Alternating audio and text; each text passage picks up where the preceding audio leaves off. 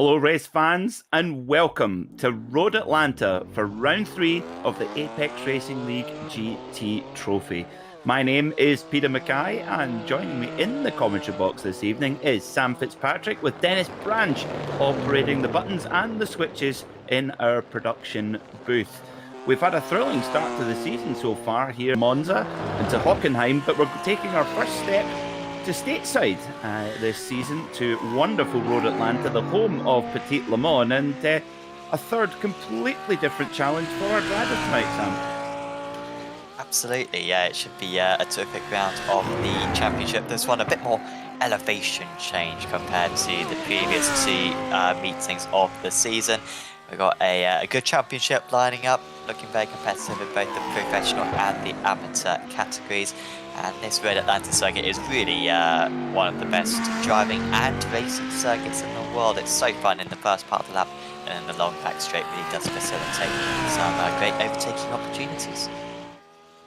That it does, yes. As you can see here, Gavin Russell coming down the very, very long back straight here at Road Atlanta, down towards turn 10A and 10B. And this is a great opportunity to make a move on the brakes. Always an action spot. Amazing, though, that chicane wasn't actually there until 1996 when Dr. Don Penoz bought the circuit and made a lot of improvements before the inaugural Petit Le Mans race was held here at Road Atlanta in 1998. And did you know, Sam, that Dr. Don Penoz, he made his money by inventing the nicotine patch? I don't want to burst your bubble here, Peter. I think you've told me that one before. I think you're starting to reuse these facts. Not that it's not interesting, but it was clearly very interesting because I remembered it. But no, yes, I do recall that one, I believe. This one and Virginia, some very interesting circuit owners, if I recall correctly. Yes. Virginia not so much, but yes, here Dr. Don Penoz bought it. It went through a few different owners who made their money in questionable ways. One of whom was the Whittington brothers, Don and Bill Whittington, who won Le Mans in 1979. They owned Road Atlanta for a while, as did Randy Lanier, and all three of those guys were all put in prison for selling recreational. I don't even know what drugs, effectively. Let's just cut to the chase. They were drug dealers. I mean, it's pretty cool. Apologies, I thought it was Virginia, but no, it was all stored in this circuit. So no, very interesting place this. And yet it's still very good. It's the circuit. Nice graphics update as well from iRacing in a few months ago to update some of the signage as well around the circuit. So it really does look very good. Currently in a 10-minute qualifying session, and we've got 4 more minutes to go. Very few drivers with lap time so far, which is bizarre. Apologies, no, that's just because the time tower wasn't showing too many on my screen at least. May have been alright for you viewers, but there they are. There are quite a few drivers who have set times. In fact, over 50 drivers tonight, a couple of new drivers as well to the series, I believe. And so should be a very good round of racing and down the order. As a few more lap times will be set here. I'm trying to make sense of this qualifying grid at the moment. I'm quite confused by this. I'm not sure if the Pro-Am is quite matched up because that's a bizarre grid at the moment. It certainly is. Yes, it is very strange at this moment in time. Gate and Anger down in 38th position, with Gavenku in another front runner in 39. There's something not quite right there. I wonder maybe are they on an outlap? Maybe they feel like they're not getting the tyres up to temperature in time. It's the only explanation I can come up with. Yes, we'll see on that one. But no, very interesting at the moment. But of course, Tabone at the top. Not too much of a surprise right there, and only half a second clear of the rest of the drivers. As we have at the top of the standings. And should be a pretty good race, of course, tonight. 1 hour in length. Some pretty hefty points. One drop score across the 9 rounds of this championship. last round 3 of the season, of course. As, yes, we have some more times. I'm not quite sure if those names are correct, so I may have to do some work in the background to make sure that everything works well. But, yes, the time's absolutely crazy. But for one thing's for sure is that whoever is on pole position at the moment has got a huge lead, similar to what we saw back at Monza. Yeah, at the moment, just looking at the timing screen, it's Luke McKeown on the pole position at the moment, with Maxime Marriott in second, Carl Winkler in third. Well, it's just been usurped by Kenny Rosens, the winner last time out. Race leader last time out, before robbed at the last moment by Gaten Anger. Kenny Rosens, he moves to second on the grid at the moment. Gaten Anger currently languishing in sixth position at the moment. Yes, so not fantastic for Gaten, but then of course he does always perform so well come the race, and so you kind of have confidence that he's going to bring it back. As I think we do now have the correct standings for you, so apologies for a couple of those issues. But yeah, Mickey Owen, of course, former Apex Racing League GT driver is Mickey Owen.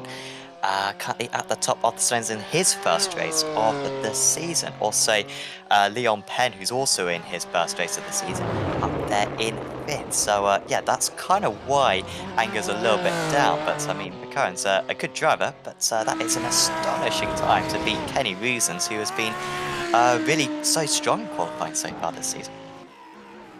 Yes, he certainly has been, that's for sure. And at the moment, he would still start on the front row of the grid, which is critical here at Road Atlanta, because it can get so busy going up the hill to the S's, turn 3 and 4, and then over the crest and down the hill again.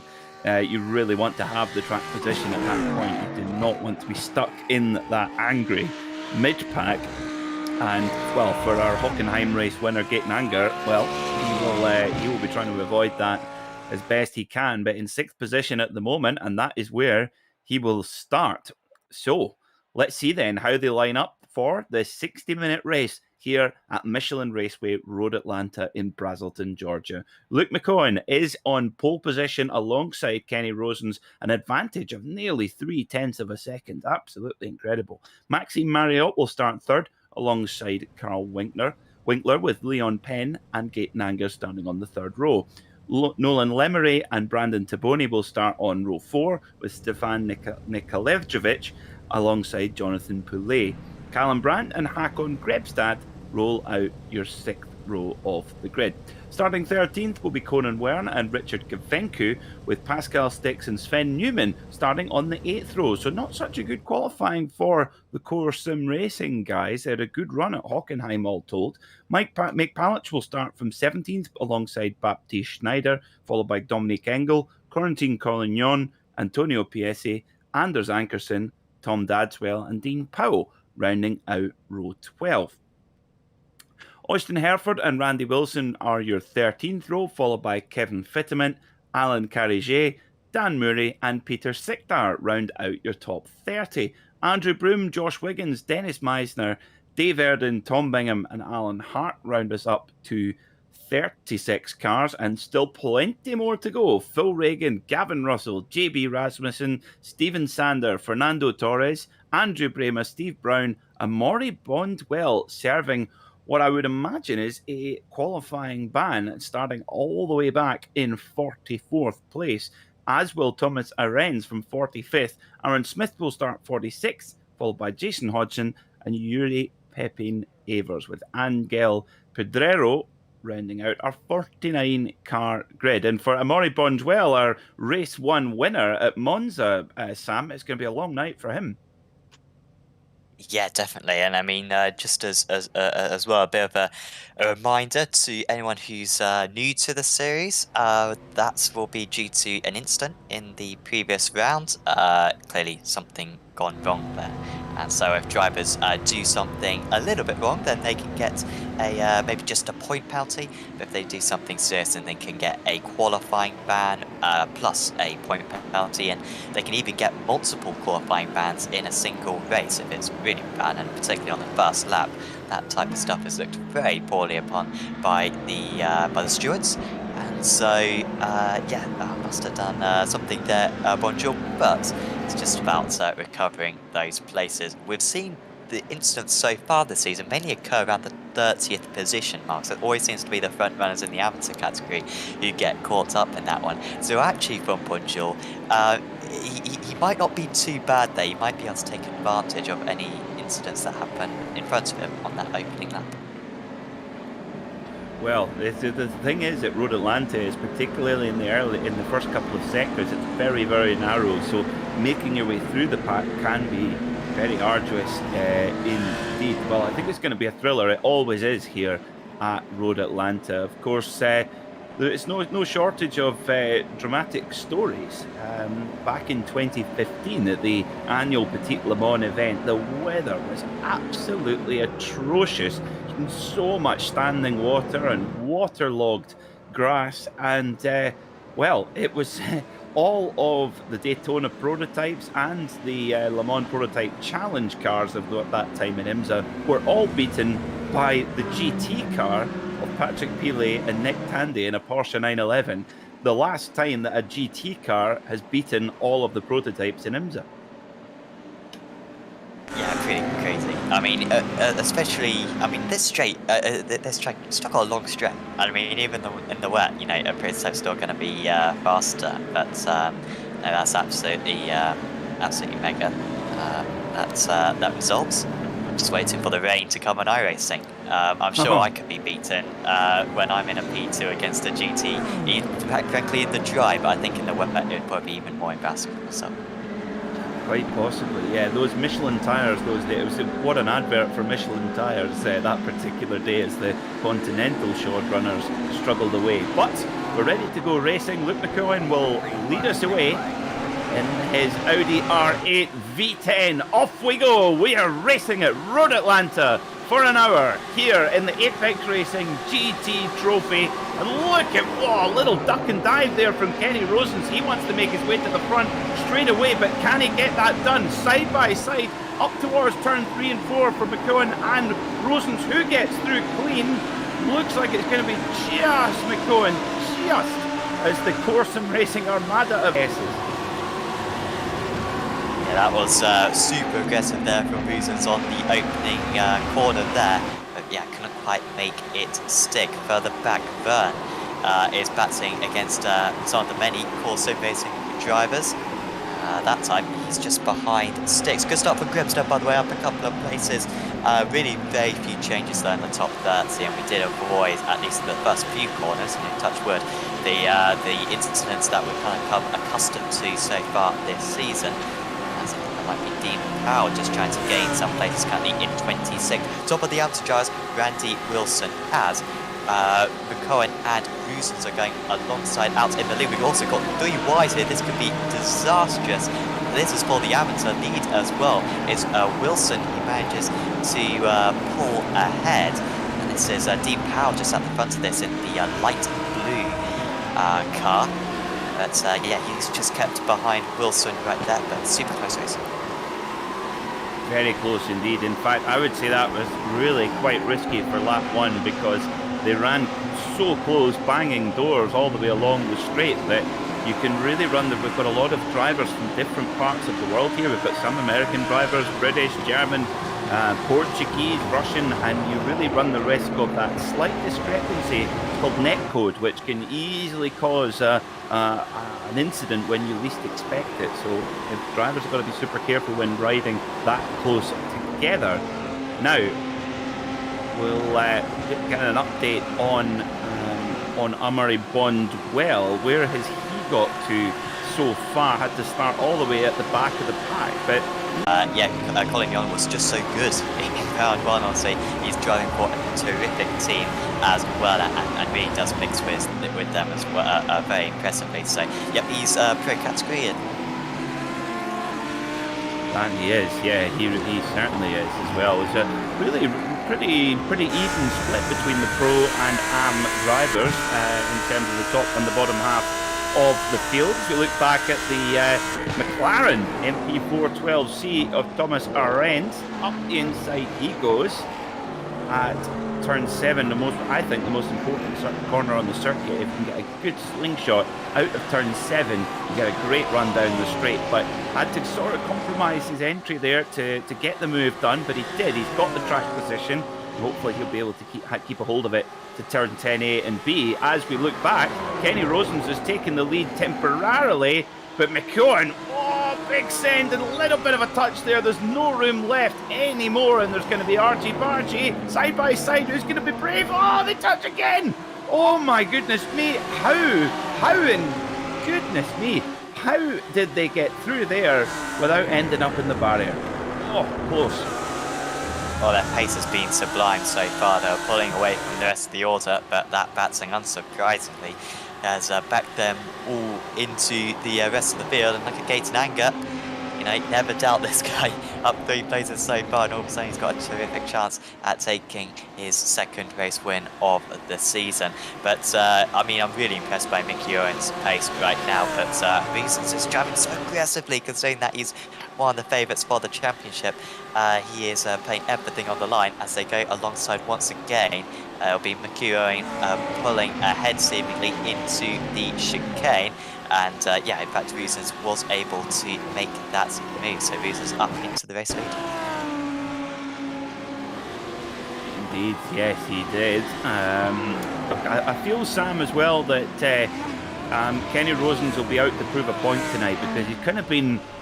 robbed would be maybe a little bit far, but he's certainly been really unlucky in the first 2 races. Could have quite easily been a double race winner up to now, but his tally unfortunately sits on 0 at this moment in time.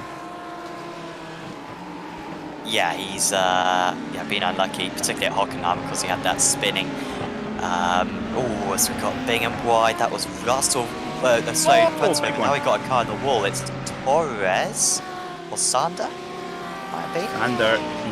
Sander and Avers, I think, both ploughing into what was the Suzuki Bridge. That's not what you want to be doing. Yes, it was Sander, and Avers right behind them, who has to go straight to the pit lane, and that's a little bit early. Of course, in the 60-minute race, the drivers do have to make 1 pit stop. They run with about a 60% fuel capacity, so usually pit about 40 minutes. They've got about 40 minutes on a tank in this championship, and a bit of a racing incident there, unfortunately.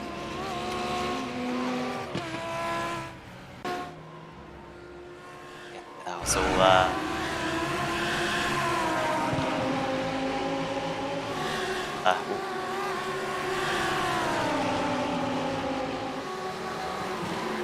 So Rosen still leads then from McEwen as they go 3 wide into turn 1. That never works. Further up.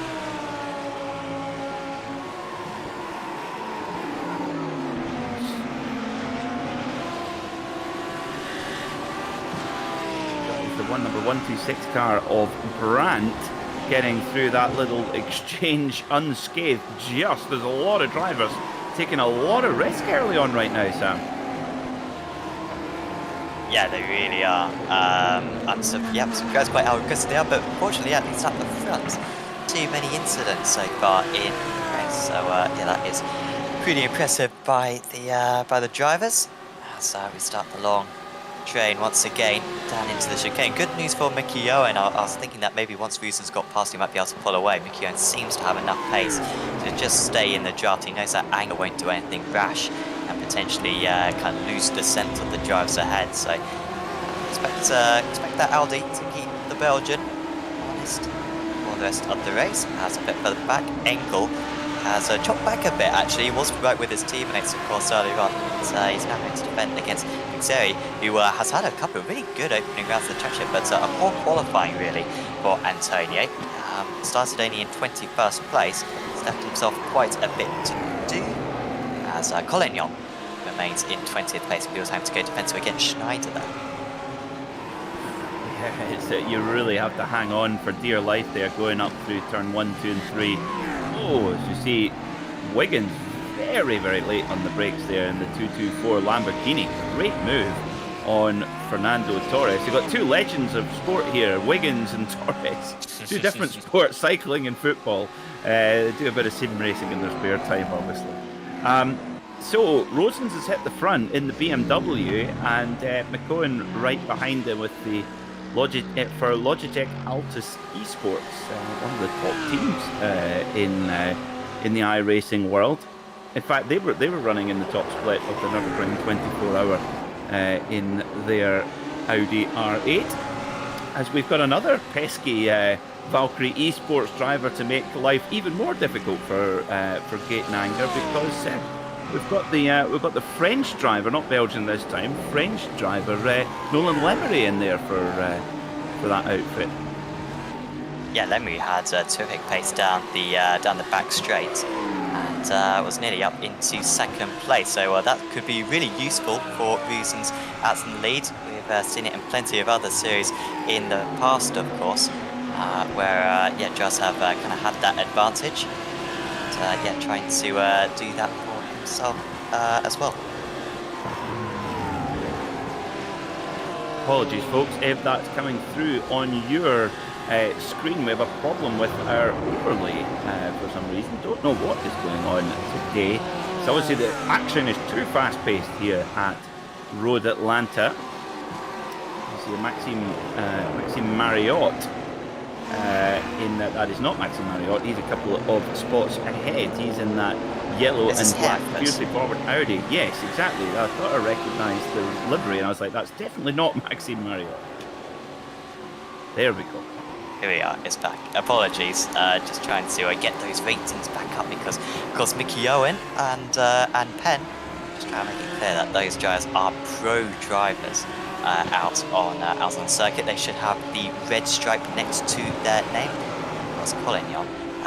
A pro driver himself, as Bonjour continuing on the comeback. He's gone up pretty much half the order now, and into 24th as wow, that is seriously close right there. He's trying to get past Randy Wilson, who is the leader of how well has Wilson done to get up into 23rd position. He's up 3 places from his start and really been able to drop the other amateur drivers, who I think may have been caught up in that incident we saw at the 10A, 10B chicane earlier on in the event. So no, that's good.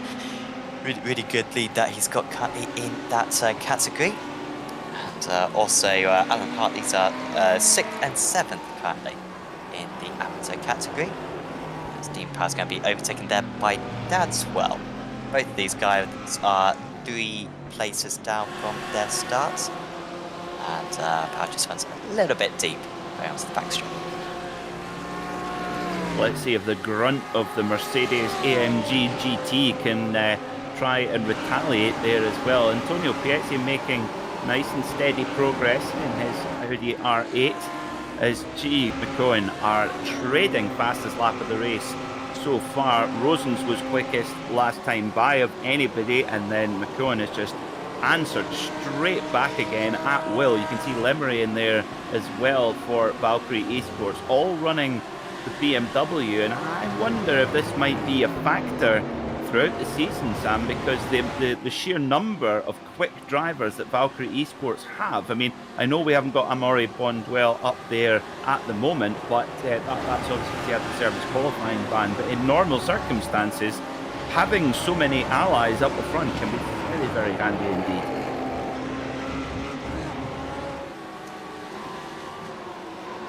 I think probably the best example in recent times has probably been in ARLTC as Wilson and Timmons alongside. But yeah, in ARLTC we've seen the domination of HM Motorsports managing to really kind of lock out those top 3 positions the vast majority of the time. And being able to really work together to fend off the attacks from the other drivers. So no, it's certainly going to be an advantage. Fortunately for them, Lemery can't quite get up into 2nd place, just dropping back a little bit into 3rd now, which is bad news for the race leader, as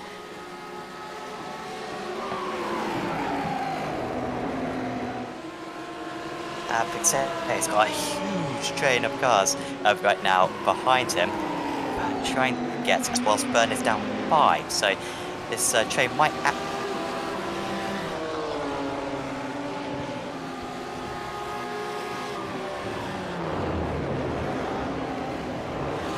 Oh, 15 minutes into this race, so we are already at 1/4.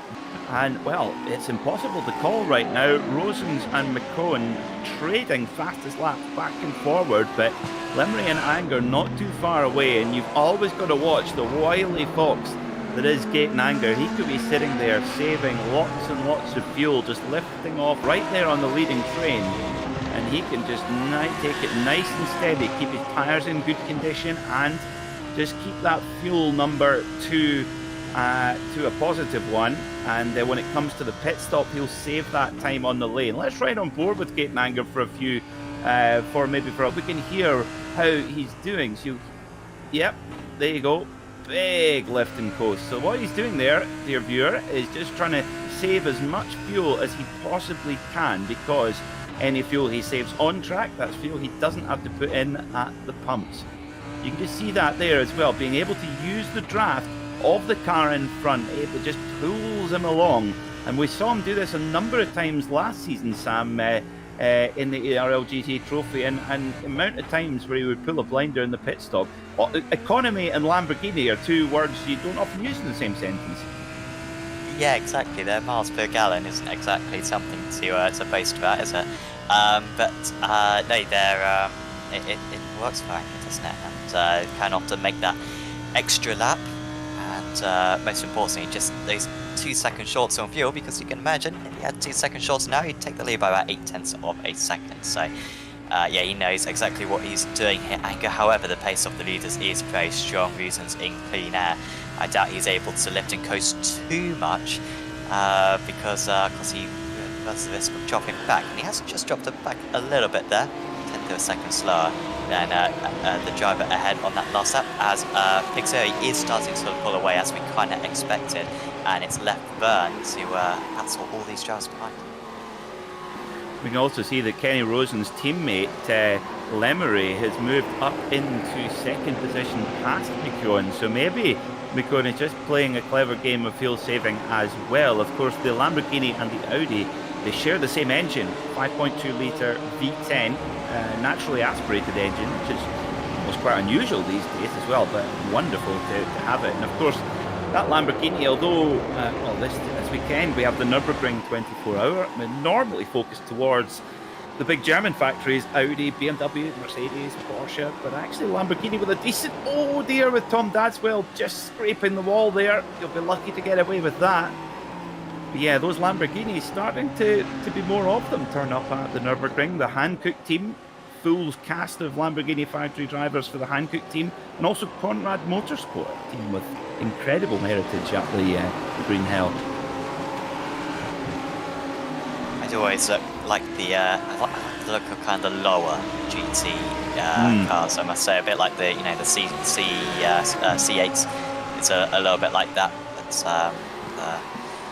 But Lambo really does look very menacing. So happy to see as many of them out on track as possible. But it's nice. But current GT3 cars as well. And of course, the Porsche will significantly help on that. That will become available after this round. For the championship, that will be used by men. We have a break week next week, and so the drivers will probably test around the Porsche a little bit, see if that's the car that they want to go forwards with for the rest of the season. And yeah, expect to see plenty of them on the grid for the next round of the season. Yeah, I think it will really shake things up, and what I want to see is which of the front runners go straight for the Porsche GT3R. And Dean Powell in the Mercedes. Now, I saw Danny Lee in the YouTube chat, so unfortunately Dean's teammate in the Mercedes not racing tonight. Not sure why. He maybe told us in his interview last week, but I'm sorry, I forgot what the reason was. But yeah, that's a pity, because but it would be nice to see a few more Mercedes in the field. Yeah, that's a bold move, isn't it, from Collignon. He just, in fact, that may have been on a back market as Russell has spun round.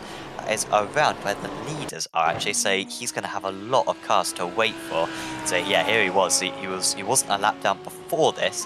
And this is a terrible time to have a spin, because he spin round and then you got the top 20 drivers all streaming past you, and you can't rejoin the circuit. Fortunately, it didn't affect any of the race leaders. Race leader Andy Wilson, our overlay may say that Quentin Collignon is the amateur leader, but he is not. Ignore that white stripe by his name.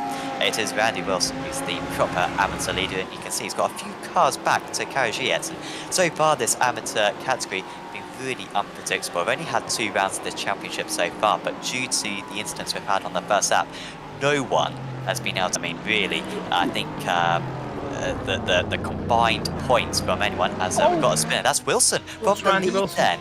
Deary me, I'm not going to say that was a curse, but he was doing quite well. Remarkably, still in 2nd place in that category, but that is terrible for the reigning SimSports driver, as he was battling with, I think this is Dadswell, is it?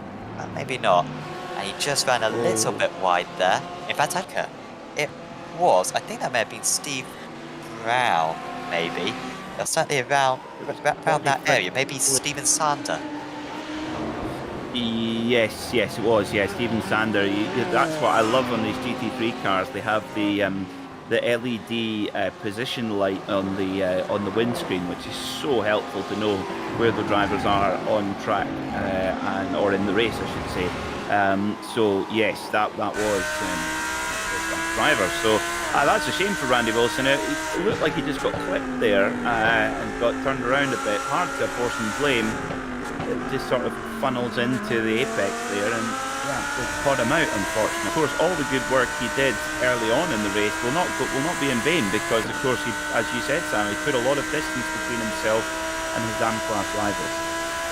Off Karagiet, who moves to the lead on that one. Karagiet is one of the front runners in the amateur category, but as we see, Newman nearly made a move going onto the back straight, which is a little bit of it's a bit of a gentleman's agreement that you don't overtake around that right-hander, but he did think about it. He does make the move at the end of the back straight, which is a much easier place to overtake. Yeah, what I was saying before is that no one in the amateur category so far has really had 2 good races. Everyone's had 1 good race and 1 bad race. 1 bad race, 1 good race, or 2 bad races. And so really in the amateur category it's anyone's game. Literally even drivers who maybe joined the series late, you haven't taken part in the first 2 rounds, even they have a decent chance, because really no one's been able to set up for a good start to the championship. And so really, despite not having a great first couple of rounds, Wilson really had a good chance at maybe getting to the top of the amateur standings up to tonight, but that spin has made it a bit more tricky for him. Karagiet now leading that category in 27th place overall. This is getting a bit tight now. This is moving through the back markers, and that is Bruisers and Lemire making their way through. In this battle day, Anger's really dropped off, hasn't he? I wonder if he picked up a slowdown, Peter, because that is not where we usually see him. I get a feeling it's maybe lap traffic. I think maybe, as we see, there's quite a few cars here a lap down, and I think that's maybe just, and Road Atlanta is the sort of place, if you catch the lap traffic in the wrong place, like for example here at turn 3, 4, 5, and the lap traffic, okay, the Mercedes, they're very, very polite indeed, but not every lap car will be polite to you, and it can sometimes be very punishing indeed. So that's maybe what's happened there, and this could play a pivotal role in this race, because we're only 24 minutes in dealing with lap traffic because of the nature of Road Atlanta. It's such a short lap here. So, and of course, when we get into the pit cycle, that's when it could get really messy in terms of cars being on different laps. So, and of course now with 35 minutes or so to go, the drivers could pit now and make it to the end.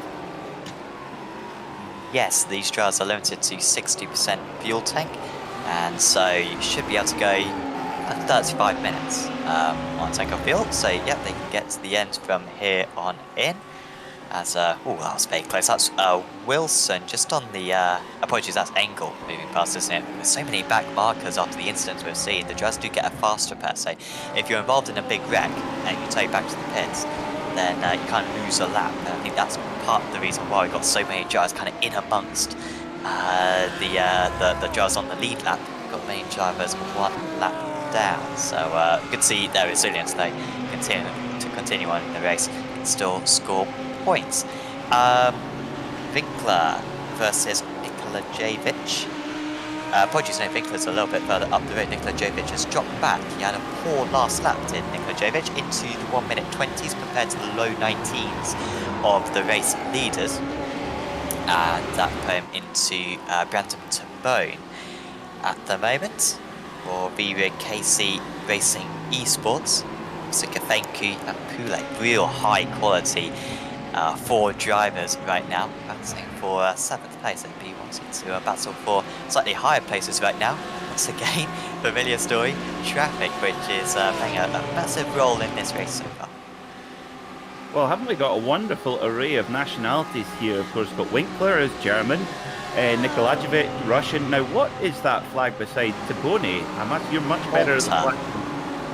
Malta. We have a Maltese driver. Wow. Norwegian, Romanian, Belgian, and of course Pascal Stix, our leader in the Christian Klein Salver for the best Austrian driver. He's very much nailed his name down for that one, hasn't he? Very impressive so far this season. Stix in that certain competition. But no, it is awesome to see such a range of nationalities. I mean, probably half the nations of Europe are represented out here, which is awesome to see. Yeah, really are pleased with how Apex Racing League has been able to attract lots of different drivers from around Europe. Because often we have series where you have kind of drivers from one specific nation, like British series.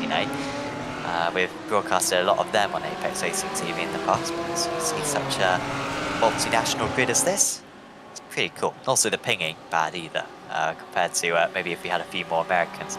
Lots of Europeans, means that everyone's ping isn't too bad. Not too many netcodes for the drivers. Winkler's had a little bit of a problem. His connection's dropping out, but he's back up into 2nd place, so don't worry, guys. Ankerson is behind Collignon, but it was actually Collignon who was faster on the last lap, so I think he will actually start pulling away from Ankerson right here. That's about for 22nd. And Pixiri, I think, has dropped back again. I thought he was pulling away from those drivers earlier on. But just dropped behind Schneider right there. And a little bit further back as well. I'm surprised that Pixiri hasn't had a slightly better pace than this, considering how strong he was back at Hockenheim.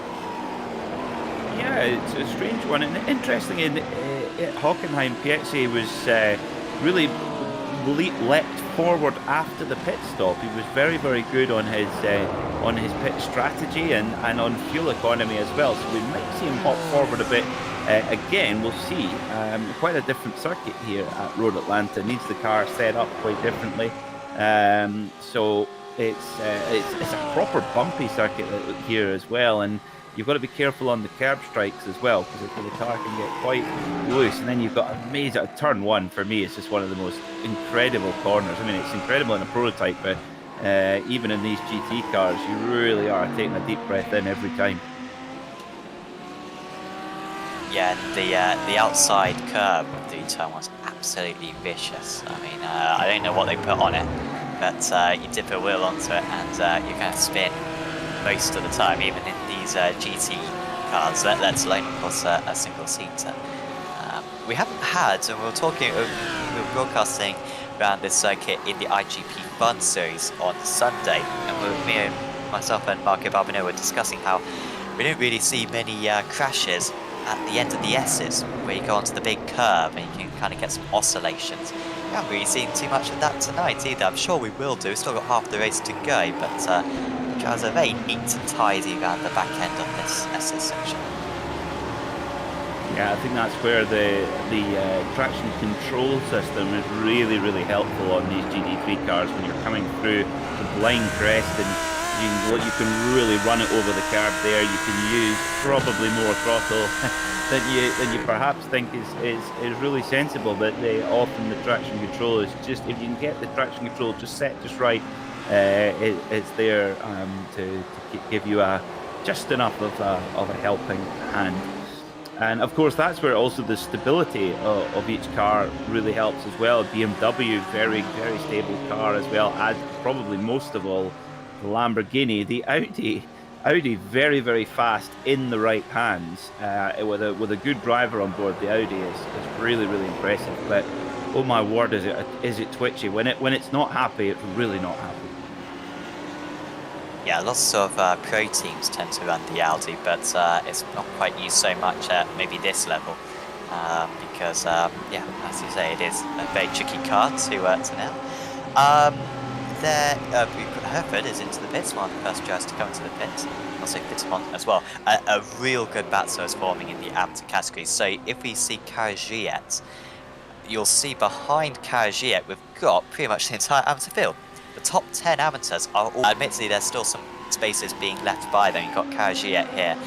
Wilson's taken chunks out of Karagiet in recent laps. He was about a second faster a couple of laps ago due to a mistake from the Swiss. And there we are, half a second a lap, a second on that lap 20, as I was saying, a few laps ago when he made contact with the back marker. So it just shows how quick Wilson's been tonight. They should be able to retake that lead. Meisner doing well up in third place in Erden. Sikdar. Still got some big gaps between these drivers, but still it's pretty cool that they're all lined astern. And remember, the points for the amateur drivers are given for their overall positions, not given for their position in class. It's given for their overall. So, for example, if you finish in 20th position, rival finishes in 30th, then you get those 10 extra positions. That's going to be a lot of points, probably 10 more points. You don't just get points for beating them in the amateur category. So it is worth these amateurs beating the pros as much as possible. It's very important on that front. Fenku, Stix, Spixeri, Arans all coming in. Still, the top 20 odd have not come into the pits, and crucially these top 3 haven't come into the pits as Anger's just continued to lose pace. Peter, it just seems like he doesn't have the pace of the top 3 tonight, honestly. No, it doesn't appear so. He's certainly not been able to get through the traffic as well as Rosens, Lemery and McEwen have. Let's see how it plays out over the course of the whole race. But yeah, it's been a very impressive debut here from Luke McEwen in the ARL GT Trophy, and matching Rosens and Lemery blow for blow. Bondswell moves up yet again, goes past Sven Newman like he's standing still, and that's something you do not see very often. Sven Newman, a very, very fast driver for Corson Racing, and just as he does that, whoa, swoops into pit lane with Newman in hot pursuit, and then straight on the pit limiter and in for service. Very good opening stint for Amaury Bondswell from the back of the pack. Yeah, excellent driving. He's only, I think, well, before the pit stops, I can't tell now, but I think before the pit stops he was 20 seconds off the lead.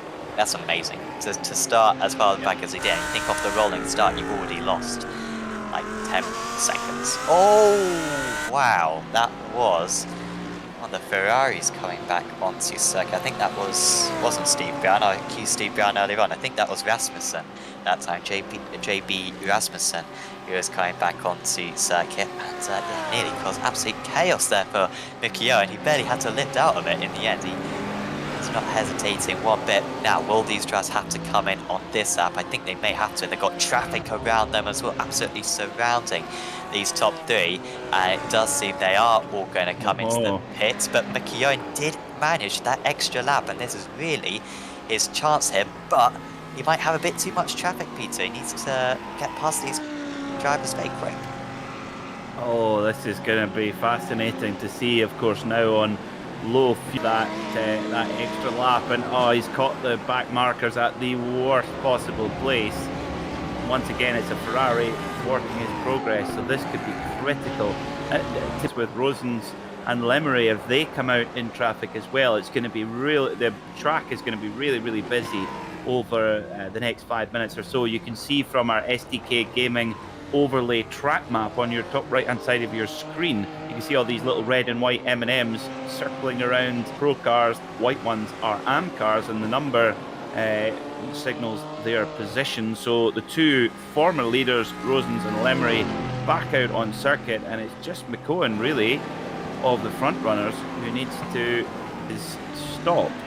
And that will be this time, unless he's really, really impressive on the old fuel Oh saves. no, he couldn't get in. Oh, he has got in. Oh my goodness, there was a car that was stopped close. on the pit entry. Well, that was just unlucky there for Mickey Owen.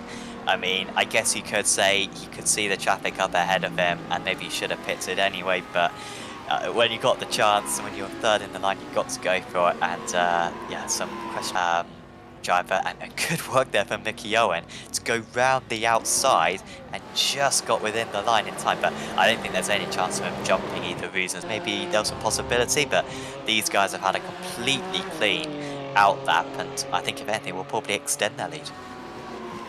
Yeah, all about that outlap. They've just played the traffic gaming overlay.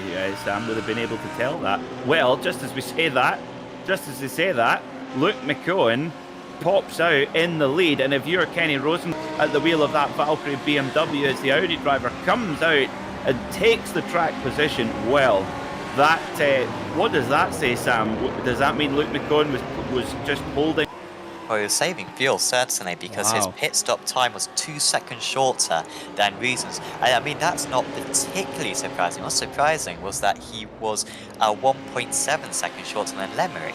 And you think Lemery had just as much draft as Mickey Owen did. So that Mickey Owen's been able to save that much fuel. Maybe he took less fuel. But no, I mean, that's how much he needed in order just to nip ahead. However, we have got those top two battling once again, taking the lead into the chicane. This is where he managed to get it done earlier on. Mickey Owen defending for all he's worth.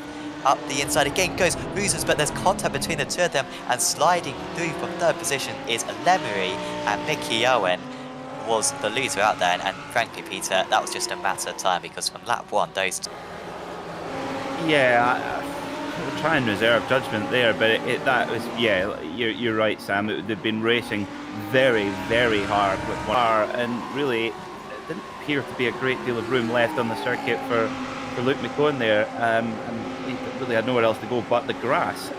So that often happens at turn 10A and B. It's a strange chicane, so it's almost got a little sort of mini short shoot in the middle. So let's get another look at it from Chopper and see. So they're just about side by well, and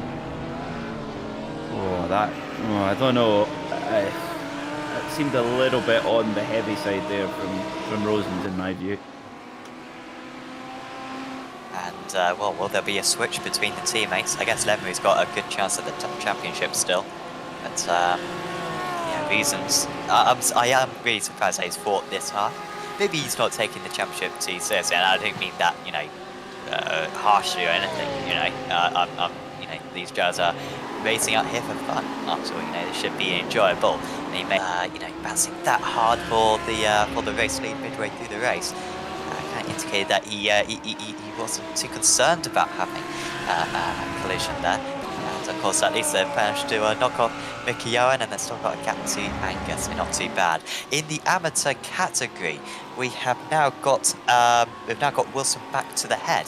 And Wilson's had a terrific pit stop sequence. He's up into 26th place overall, and he's got a huge gap over Caragiet. He's got 9 seconds over Caragiet at the moment. He had a slightly shorter pit stop time. He was 2 seconds, but since the pit stop, he has taken chunks of time out of Caragiet. He will just cross the line in a moment. You'll see his lap time. So yeah, another 6/10 bar then from Meisner.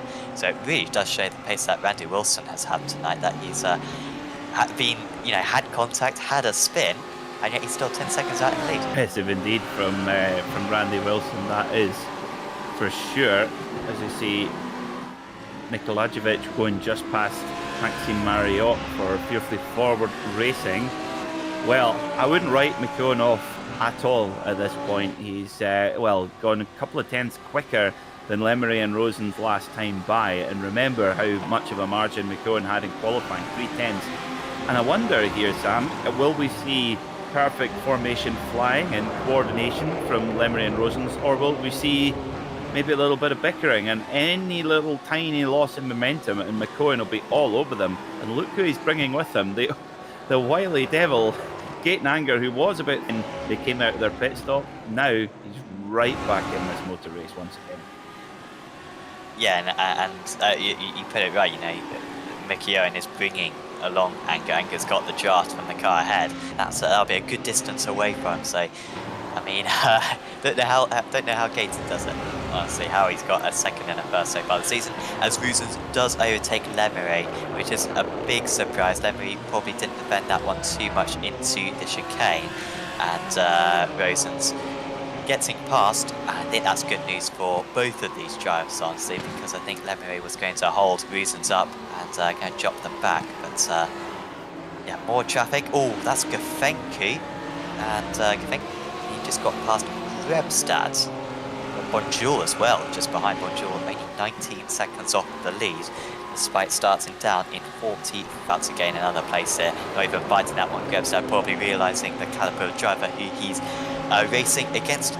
Bonjour with 18 minutes to go up into the top 10. Let's see how much he can do. I think this could be a critical drive for Amaury Bonjour. If he can get really into the deep part of the top 10, I think he could be very, very pleased with his big moment there for Penn in the number 130 Audi. My word, did very well to hang on to that, and I can assure you folks, when one of these Audis lets go over that crest at turn 5, it's normally held on to that very, very well indeed. And we got a car off on the exit of turn 7, a Lamborghini smashed to bits. Taking a lap down. Erden was doing quite well actually in the amateur category. So that's a shame. Ironically, his team name's called Slippery Bananas. I wonder if there was a banana on the apex.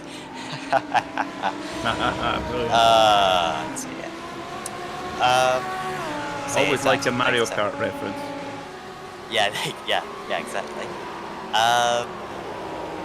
Gafenki defending against Bonjour. Gafenki got 3rd at Monza. I'm calling correctly. Bonjour, of course, won that race.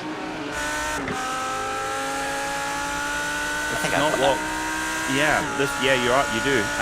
This is not what Bonjour needs. He's got a lot of pace here, but Gafenki is very much within his rights to defend as hard as he can. This would be a great result for the Romanian driver. Yep, in full BMW driver fashion. Bonjour liberally using the headlight flasher, which they use their indicators liberally. It's on the same stop usually. Yeah. I don't know that. Sorry to, well, no, not sorry to any BMW drivers out there. Anyone in the chat, if you want to defend yourselves, well, Gafenki's certainly defending himself. Oh, well, he didn't have enough though. Just counting, braking there. Bonjour up into 9. Gafenki doesn't know when to give up. The BMW's usually pretty quick down the straight, and the Lambo isn't usually very quick down the straight, so maybe he'll be alright here. Also, of course, different downforce levels, undoubtedly these drivers will be running. Certainly no cutback there from Gafenki. I think probably just lifted off a little bit down the front straight. By the way, big thanks to Virtual Racing School for helping us out on this series. Virtual Racing School have over 50 data packs. That's like each data pack is basically a different car. And so that's crazy. It just shows the range of cars that Virtual Racing School covers, and that's both on the road and oval side of things, whichever kind of platform you prefer. You can get setups, track guides, data analysis software, and one-on-one coaching via Virtual Racing School from some of the best coaches, best drivers in all of iRacing. And yeah, just for a subscription, you can get access to setups for 50 different cars, which pretty much covers anything you could possibly want to drive in iRacing. So do certainly check out Virtual Racing School for more details on a sign-up offer. That was a move, I think, for Avance just before, and also Penn is coming back against Sticks. Wow, that's impressive there. Penn, Sticks, top-notch driver, of course, but we haven't seen enough of this side-by-side action around this circuit, but it is truly an amazing race circuit at the end of this lap. The fact that you go side by side through the chicane, through the final corner, and into turn 1. This is where you do need to go into single file. And Sticks defending well, and now he's got one of his teammates to help him out. Yeah, and just shows you there when if you get hung out to dry on the outside of turn one, it can be a very unpleasant experience, and then actually having to back out the throttle there to avoid running onto the grass, and that just really killed his momentum and allowed Sven Newman just to pull a couple of car lengths as well. And Callum Brandt in the Lamborghini there onto this train as well of Volkswagen Audi Group machinery. All using, there's a very common misconception that these are just the same car but rebodied. They're not. They used to be very similar, but although they do share the same engine, they are actually developed completely independently from one another. So the ethos behind these cars is different. That was quite, yeah, sure on that one. Oh, that's a bit close up anyway. Surely is the Audi a bit older than the Lambo, or is it just that iRacing took longer to get the Lambo? They're probably Audi is just a touch older in that spec, but of course nowadays with GT3 cars you get an initial kind of homologation which lasts for actually quite a long time, and then they'll release an Evo kit. So you buy a kind of upgrade package, if you like, for a significant expense, and that upgrades it to Evo specification without you having to go out and buy a completely brand new chassis. If you can afford to get a GT3 car and you can get your name on the list, absolutely depreciation proof. Second-hand one's just as expensive as a brand new one. It's an investment. That's how you rationalise it. It's an investment to buy a racing car for all things. You know, some people go into stocks, some people go into property, buy a race car. Go-to thing. There is. We must heed a word of warning though, that something like the Audi is renowned for actually being one of the cheapest GT3 cars to run at about €15 per kilometre. The Ferrari, of course, is the most expensive. €40 per kilometre. So a lap of the Nürburgring is €1,000 basically. That's good. Yeah, that's immense. I'll take my C1 instead, thanks. Just as fast, just as safe. I wish. I wonder if you could get a replay of what's happened to Randy Wilson, of course, leader in the amateur category. He lost 10 seconds earlier on with a spin. He's lost another 10 seconds with another spin, but he's still in the lead of the amateur category. But it is closer. It's down to just 4.5 seconds. So here it is. Leaps and bounds clear of the rest of the order here. It was Wilson. But he does something that I think I did in the radical I was driving not too long ago. But dip a wheel onto kind of the curb on the outside there, unsettles the car, and slowly gets back on his way. However, he's still 4 seconds ahead of new second place driver Dennis Meisner, who was able to get past Alan Karagiet. Apologies if we didn't show that one, but Meisner only just ahead at the moment. And then fourth place in that category is Wiggins, who is also the second place man who's a lap down. However, just looking at the track map now, well, if we could see the track map, but looking at the gaps at least, the leaders don't really have that much more traffic to go. Now they've got some drivers who are 2 laps down, but you can see that 28th car driver, that's the next driver who's on the lead lap. In fact, Meisner's just had a problem. So Meisner's down. Yeah, he's just gone wide there. He was ahead of Karagiet, so Karagiet back into second place in the amateur category. Very tricky to keep up to date with these guys because they're still top 3 in this category.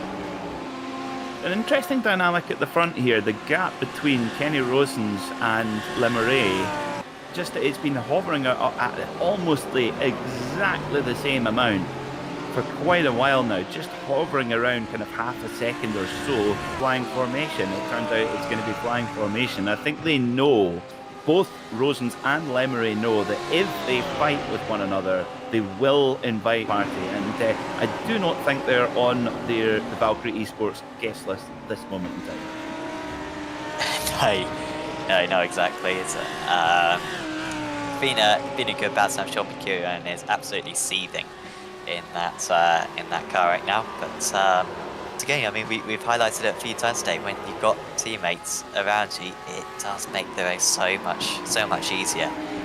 for you, and good work from the out this one, despite the fact that Mikoyan has been just as fast. I think we saw a moment ago Kafenku and Pule battling. Kafenku a little bit clear now in 10th place. There they are. Ahead of this train. Pule went for the move, but was really slow for the second part of the chicane, so kind of just had to drop back. Penn, meanwhile, has got is that a slowdown? No, he's behind him. It didn't seem to be particularly hairy coming out of the S's, but did drop behind the course sim racing driver. Yeah, Penn was under those course sim racing guys, and what happens here now? He's been risking it over these curves quite a few times, and just doesn't quite get the Newman. Just blasts around the side, around the outside of him. Strange one there. Maybe throwing the white flag out the window. That must have been a slowdown. I can only imagine maybe at the start of the S's, which he suddenly realised he had to serve. Wasn't a big slowdown though. I don't think he can play too much. Again, I mean, again referencing the IGP fun we had on Sunday. That turn 3, it's totally blind when you're in the car. It's worse than a single seater, but in a GT car you can take more of the curb. It's so easy to pick up the curb, and you kind of turn in before you even kind of can see the apex. So it's very tricky for the driver. It's a very easy mistake to make there. And he's maybe got one more place up his sleeve. He's got Winkler up ahead for 7th place. This guy started, remember, in 44. Will arrive from Amori Bonduel, and it could be very, very key to his championship chances. But at the moment, Kenny Rosens, his teammate, leading Murray by just over 0.3 of a second. So actually that gap is narrowing now. So those Valkyrie Esports guys getting very close together with one another now, with just 6 minutes to go here at Road Atlanta. So I wonder when is there team orders in play? Are they holding station, or when maybe they might get into a little bit of a ding-dong battle? We shall see. Because for Rosens, of course, far, despite leading for so long at Hockenheim and then having an incident with a back marker, I suspect that will be playing on his mind at this moment. Yeah, I would have thought so. He still won't be leading the championship. Gaten Anger will still be leading the championship after this round. Rosens lost so many points back at home. He'll have some catching up still, probably be only in the mid part of the season where he'll catch up, even if he does, win all the rounds until then. You do have the job scored though, but I think with 6 more rounds to go after this one, you've got to assume it's a result. Just being realistic. Bonjour, wow, that's got the Chris Chitline speed, hasn't he? Wonder if he's taken a bit of wing out of that car, just so that it's a bit more raceable. Which is that was easy. As Mickey Owen has underfueled, he did take a very short pit stop, remember. It was 2 seconds shorter than some drivers. Or is he going straight through? I wonder if he's got an incident. No, he's reached 16 incidents, I think. And it's just a drive through. And he's down to 6th place, and this might be an extra place for Bonjour if he can get a move on. That's bizarre. Actually, of course, incident points has an automatic system that if you step over track limits, you're given 1 incident point. If you have a spin, which of course Luke Cohen hasn't had, you get 2 incident points. But if you make 4, and so obviously it only takes 4 pieces of contact, and you're sent to pit lane for a drive-through penalty. Now, of course, we've seen 1, but you have to imagine all the rest would be off-track penalties. But that seems you would really need to be pushing over the envelope. Quite easy to get one at turn 3, though, I suppose, Sam, at the top of the hill. Yeah, but then I would have thought you could pick up a slowdown as well. If he was really pushing it then. We haven't seen him pick any slowdowns so far, so yeah, I don't know. But yeah, I guess, by the way, and Karagiet having a terrific battle for 2nd place in the ads, but they're about to be overtaken by the leaders in the pro, so they're going to do 1 less lap, and that will be good news for Wilson. This is going to be the chance for Karagiet to move back past. Seems like whoever's behind in this battle always has the pace advantage. Meisner had to make up a lot of time, remember. Ale Reiner has caught up, but ever since he got past the first time, about 10 minutes ago, he's either made mistakes or it's just been a second win for Karagiet. He's been able to move ahead. Winkler's up into 6th position, by the way. Mickey just getting a little bit held up. And yeah, Winkler up into 6th. Also, something happening in that battle for 6th place. Yeah, Bonjour just moving up into 8th position now. And interesting also, this will be interesting to see what the difference is in pace between these guys. That BMW of Bonjour really got some boogie on the straight, going around the outside of McCone, and actually you can see there's quite of McCone's Audi, so there's something going on. I'll tell you what it might have been, Sam. It could have been a clash with a black marker potentially. Yeah, maybe. Yeah, they kind of very much fast track you to those 16 incidents. Yeah, I'm quite sure on that. Hopefully we'll have an interview with him, although I doubt he'll want to have a chat, honestly, because after taking pole position, 7th place isn't where he'd want to be. That's good news there for Bonjour. He's been able to drop to bone because they've got a few back markers to deal with. On the race part tonight, good work with back markers, but safe to say, I think the amateurs, the pro drivers will be happy to go to maybe a more expensive circuits later on in the season when maybe they're not quite so prominent. Well, we'll see. We've got a great calendar of races. Oh, as you see, that oh, was... no! Oh, Nikolajevic, it's... Oh, no, it's... Oh, no.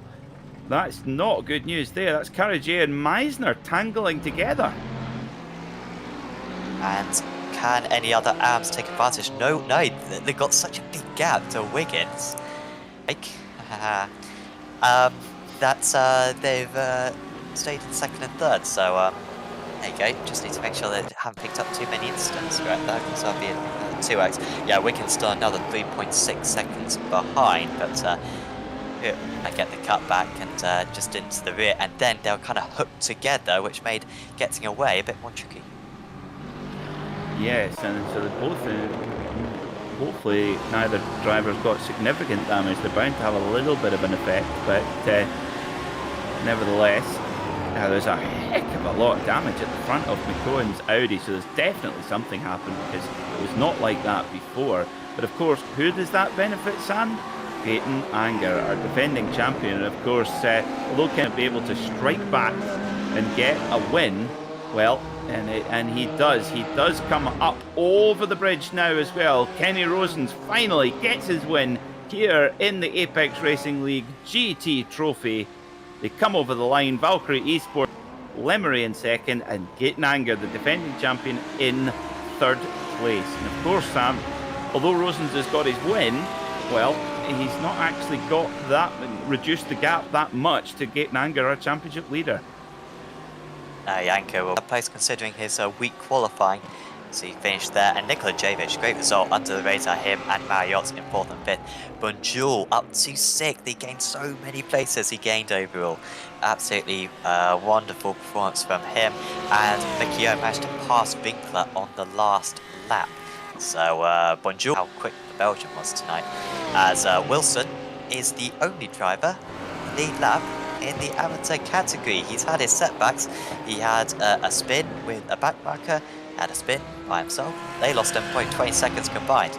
He still had a comfortable advantage though, and I believe this will be his first amateur win of the season, and really ignites his championship challenge he cost us at his home circuit.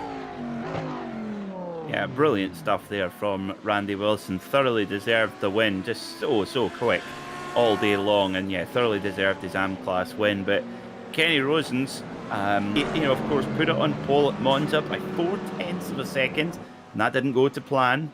Then at Hockenheim, put it on pole, leading by a really good margin, and a little clash with a back marker, not his fault really, and that lost him a win, but he get by just a whisker.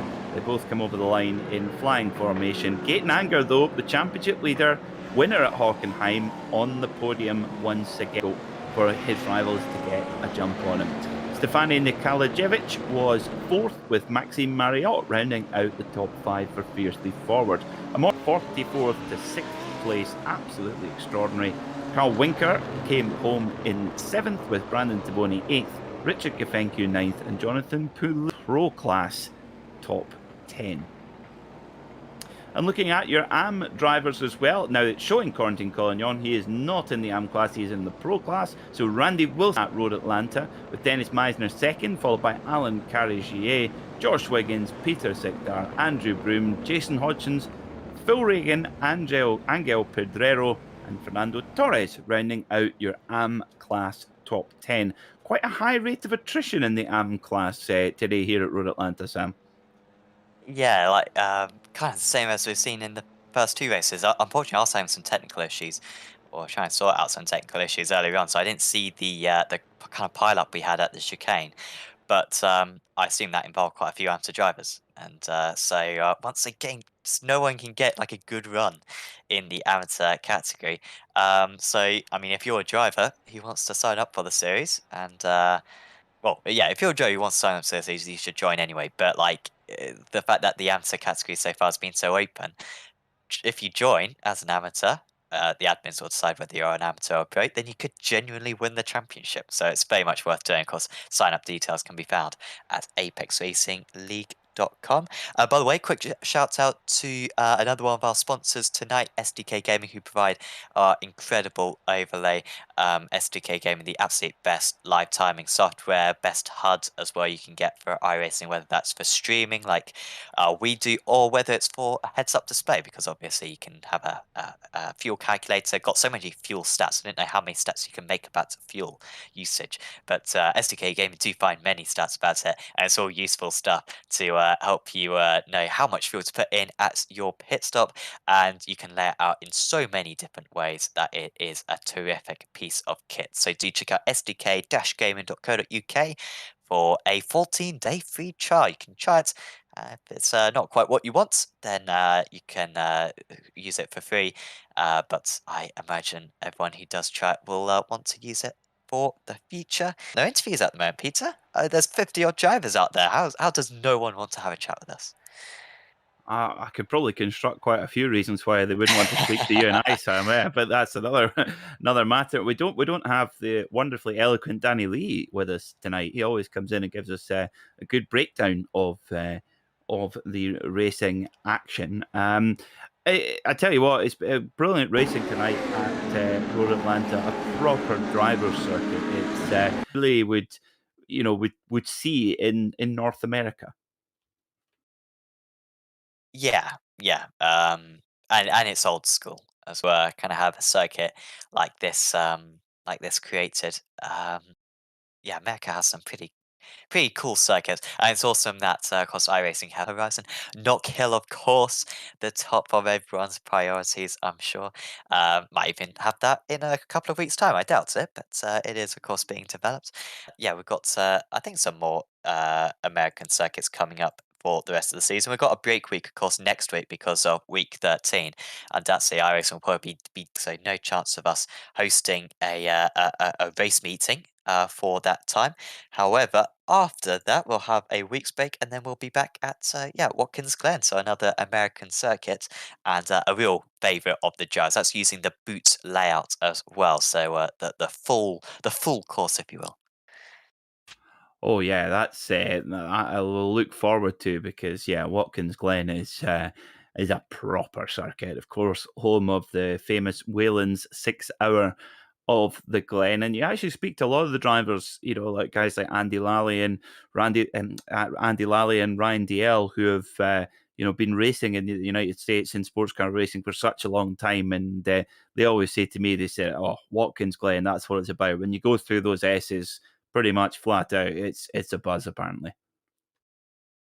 Yeah, I just track in all of Yeah. iRacing. I will say that because particularly in GT cars, it's the worst because it takes a while to get the tires up to temperature in these GT3 cars, and up that hill for the first time, the rear end just goes. And once it starts to slide, there is no catching it. Of course, if you do try to catch it, you're just going to overcorrect it, bounce into the wall, bounce into the rest of the drivers. Their cars are out on the spot. We do have a faster pair though in this series, so I mean it can't be that bad. At worst, you'll have to get a tow back to the pits and you'll lose a lap. But tonight I think we only had the top 25 finishing on the lead lap, so you can still get a decent result. Expect for the worst for that one, and maybe we'll get lucky when we only have a few drivers in trouble. As in fact, Peter, I think someone has got Kenny Reasons available. We do indeed. Let's get Kenny in for a chat and see what he's got to say. Kenny Rosen, welcome to the Apex Racing TV commentary box. First two rounds, you've had the pace, but it's not quite come together. But tonight, that was more like it. Yeah, finally a good race. Choked a bit the quali. Shame because I wanted to make 3 quali pole in a row, but yeah, it choked a bit, but was fine. Was still P2. So yeah, I know we had quite an advantage on the straight because we were running way lower wing than everyone. So I just had to pass Luke, and he couldn't pass us. Pass me anymore because of the wing on the straight. So I just had to keep him behind me in the S's, and then it was quite chill on the straight. So yeah. It always makes it easier when you've got that straight line speed advantage. Is that something, do you think, Kenny, that's quite it's quite specific to this new BMW M4 that you're able to run that little bit less wing and still have the car quite drivable? Yeah, I think the BMW allow to drive lower wing because I actually made a setup for the McLaren as well. I was maybe a bit faster, like half of a tenth with the McLaren, but I had to run like 2 more wing, or otherwise it was undrivable. So yeah, we work on a low wing setup for this race, and yeah, it paid off, and it was way better the race. Even if it wasn't the fastest option during the race, it was the best option, I think. So yeah. Yeah, absolutely. It was clear that that not only yourself, but also we were watching your teammate Amori come charging through the pack, and he was making most of his moves on the straight. So that makes that one up. Now, Kenny, of course, you're one of our new drivers here in the Apex Racing League GT Trophy this season, and welcome. Now, as a Belgian, I have a very important question to ask you. When you go to the Friteur, what do you go to? What's your go-to snack at the Friteur? I think if I say it in French, you won't understand anything. But Yes, so uh, un spécial. That's it. it sounds tasty. Sounds very good. Yeah, Just it's perfect meal, man. so for me, it's just I'm very happy. Nice. Yeah, if one day you come in Belgium, maybe we can go eat somewhere together. I like the sound of that. That's a deal with a good beer to wash it down with as well, which is most Yeah, important. for sure. And we can invite Amori as well, so it will be Oh, perfect. that would be very helpful. Well, Kenny, before we let you go to go and enjoy your win, who would you like to give a shout out to here on Apex Racing Uh, TV? Well, big shout out to Amory and Nolan for the good race, P2 and P6, and as well Karan months ago, and he's already driving super fast. So yeah, big shout out to him and to those guys for helping me with the setup, and also to the team for supporting us. Brilliant stuff. Well done, Kenny, on getting that win, and looking forward to watching you in the rest of the season. Thank you. So there we have it. You need to go to the Friteur in Belgium.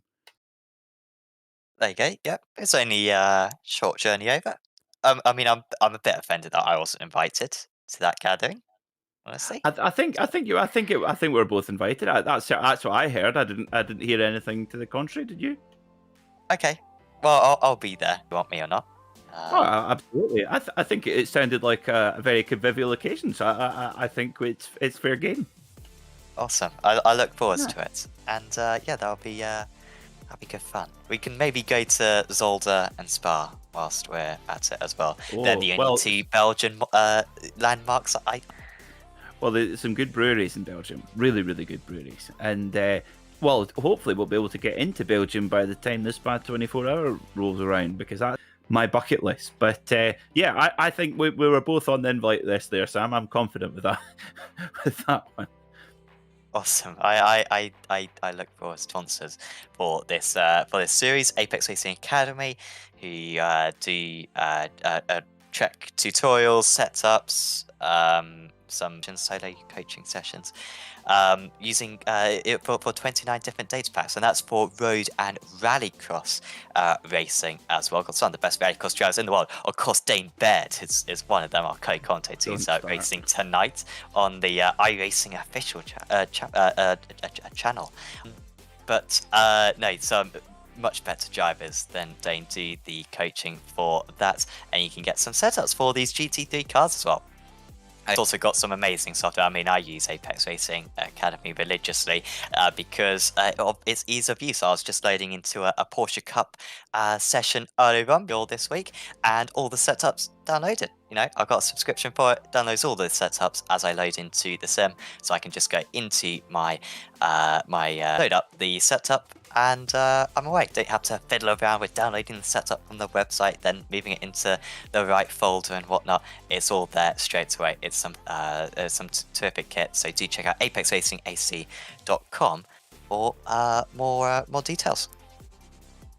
Well, there you are. There's your one-way ticket to going iRacing and in our Apex Racing leagues. That is all we got time for tonight here on Apex Racing TV. On behalf of my broadcast colleague Sam, watching, and we'll see you next time here on Apex Racing TV.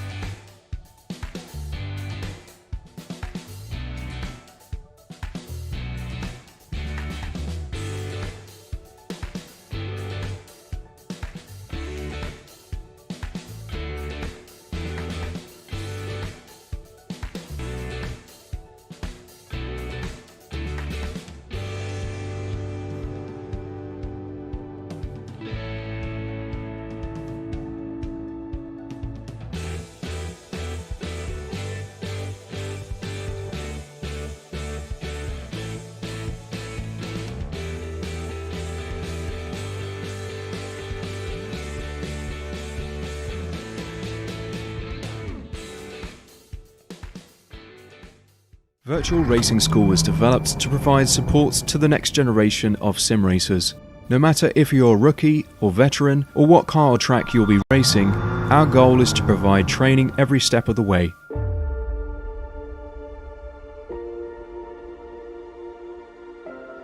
We found that iRacing can be quite difficult without proper training. There needed to be a way to prepare for on-track races. You can literally learn from the best sim racers in the world, including 4-time NASCAR iRacing World Champion Ray Alfala. And Ray Alfala is a 4-car beginner for his iRacing series. 3-time iRacing Grand Prix World Champion Martin Kroenke. Martin Kroenke becomes a 3-time World Champion. Rallycross World Champion Mitchell de Jong. Mitchell de Jong is now champion for the iRacing Rallycross World Championship Series. And many other top sim racers.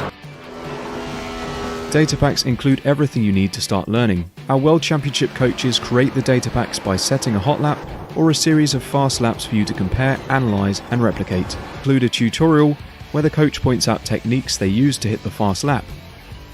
This gives you access to the latest driving techniques and setups before you even hit the track.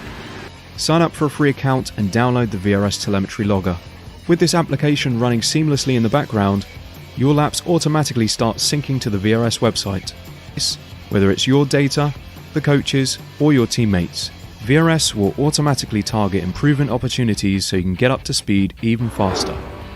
VRS also makes it easy for you to request and schedule one-on-one or group coaching sessions. These sessions can range from 30 to 90 minutes, and you can select the car, track and setup combination of your choice.